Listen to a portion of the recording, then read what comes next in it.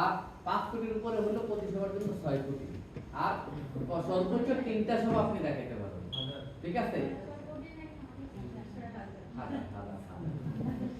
ঠিক আছে। স্ল্যাব হলো যেটা পিপের আর ধরায় আছে সম্মানিত কত টাকা পাক করুন হলে কত টাকা সম্মান দিবেন, আর সবার 3টার বেশি দেখানো যাবে না। 5টা করলেও 3টা, আবার কেউ কেউ 10,000 বেশি টাকা দেওয়ার জন্য একটা করলেও 3টা দেয়, কিন্তু আপনি 3টার বেশি সভা করতে পারবেন। আর আপনি যেটা বলছেন এটা হলো বিশেষ অনারি, এটা পিপিআর এর ওই টিউসিটি না ইউনিভার্সিটি না, ওটা হলো বিশেষ সম্মান। এটা আপনি অনুমোদনকারী থেকে অনুমোদন নিয়ে সম্মান এটা দিতে হবে, সম্মানে দেওয়া। তাইলে আমরা দেখতে পাচ্ছি যে সেকশন 4 এ আমরা সাইটের অবস্থান যে মালামালটা কোথায় দিব অথবা কাজটা কোথায় হবে আমরা এটা লিখে দেব। ঠিক আছে,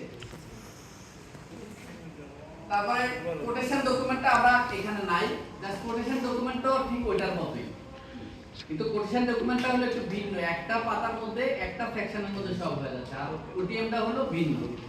এখন কোটেশন ডকুমেন্টটা আপনাদের এখানে দেই নাই, শুধু আপনারা একটু জেনে যান কোটেশন ডকুমেন্টটা কেমন হয়। কোটেশন ডকুমেন্টটা হলো যেটার নাম কি আমরা আরেকটু ডকুমেন্টের নাম এসকিউডি, স্ট্যান্ডার্ড কোটেশন ডকুমেন্ট।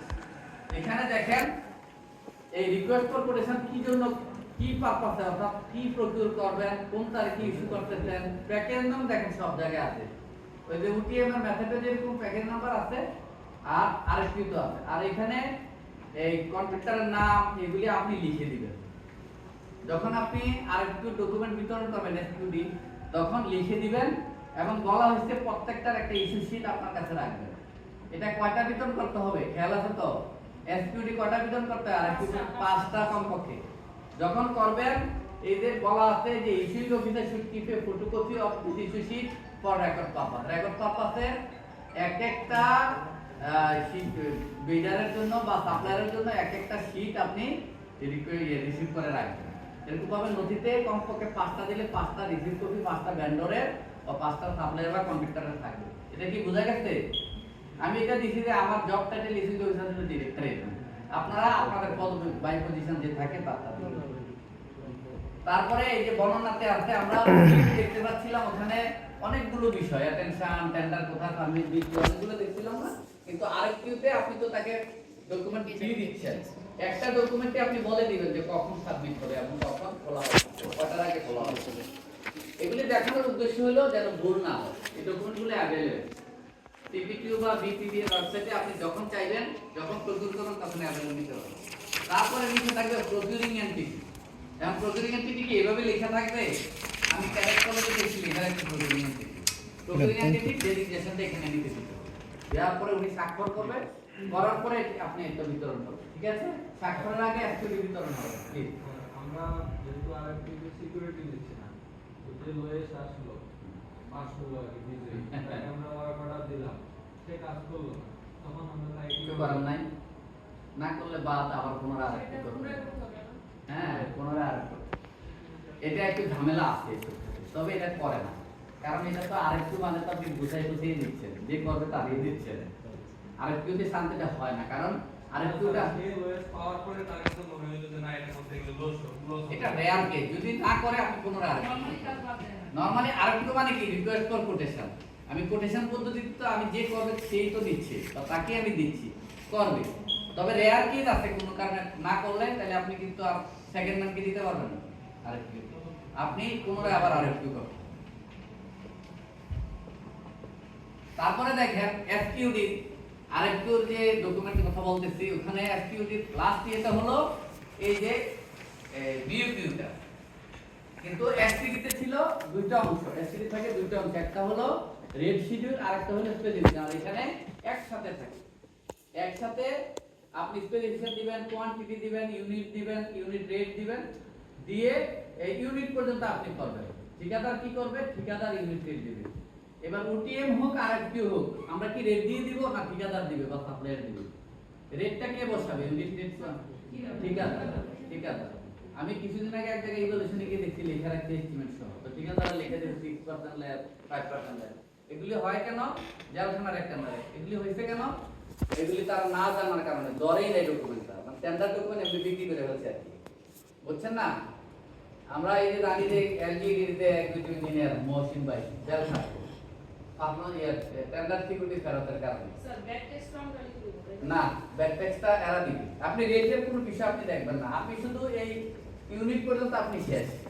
এরপরে যারা ভেন্ডর সাপ্লায়ার বা কন্ট্রাক্টর তারা এগুলি পূরণ করে ব্যাট লিখবে, ট্যাক্স লিখবে, আপনি শুধু ইভালুয়েশন করে দেখবেন ব্যাট যত পার্সেন্ট দেওয়ার কথা ছিল সে লিখছে কিনা।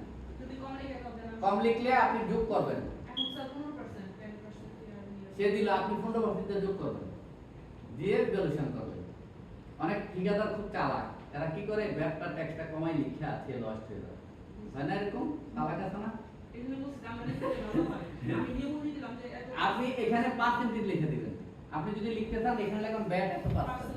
হ্যাঁ, কারণ এটা ভালো হয়। হ্যাঁ আপনি লেখেন ট্যাক্স, এই যে ব্যাট ট্যাক্স সহ ব্যাট এত ট্যাক্স এত এত গ্র্যান্ড টোটালটা তারা ব্যাট ট্যাক্স এত পার্সেন্ট দিয়ে যোগ করে দেবে। আর যে না লিখতে হয় কি চালাকি করে কমায় কমায় দিয়ে লস হয়ে যেতে চায়, ঠিক আছে? একটু খেয়াল রাখতে হবে। তারপরে কমপ্লিট টাইম ওয়ারেন্টি, যেমন আপনি টিভি কিনলেন, ফার্নিচার কিনলেন, ওয়ারেন্টি যদি ঘর খালি রাখেন এক একজন এক এক রকম সময় দিব ওয়ারেন্টি, তাই না? তাহলে রিভলিউশনে ঝামেলা হয়ে যাবে।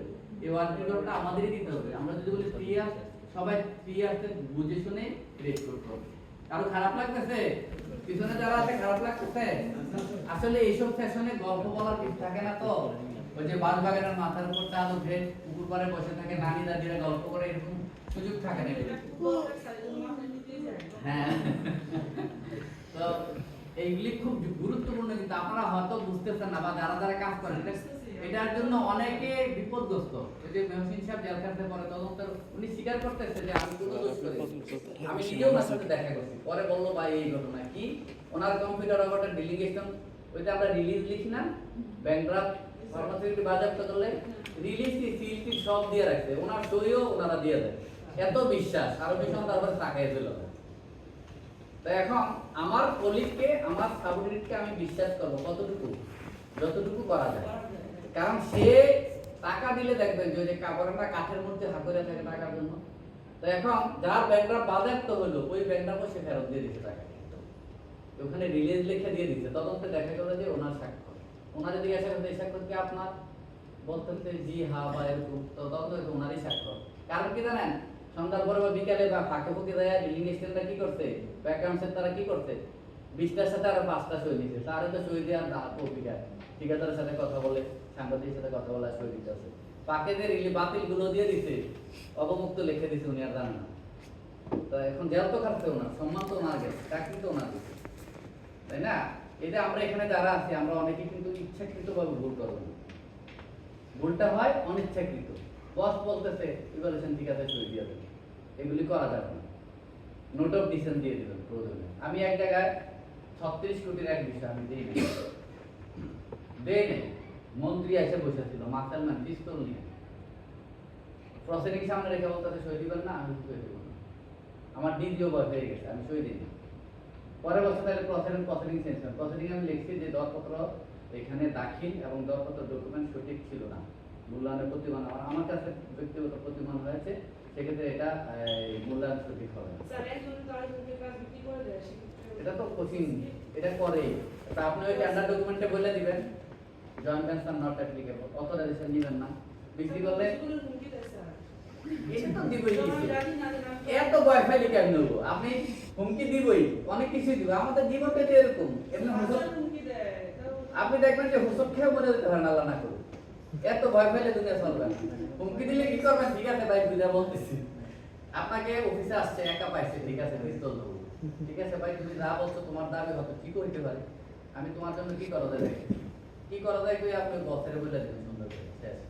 এরপরের দিন থেকে 3 জন বসে রাখবেন আপনার কোনো না, ঠিক আছে? দেখুন অনেক সময় একা পাইলে আপনার ঢুকবে, কথা বলবে সুন্দর, পরে দেখবো ওনারা 1 লাখ টাকা দিয়েছে, এই জন্য কি করতে হবে, অফিস সহায়ক বন্ধুদের দায়িত্বে কথা বলতে হবে, একা কথা বলা দরকার নেই, ঠিক আছে?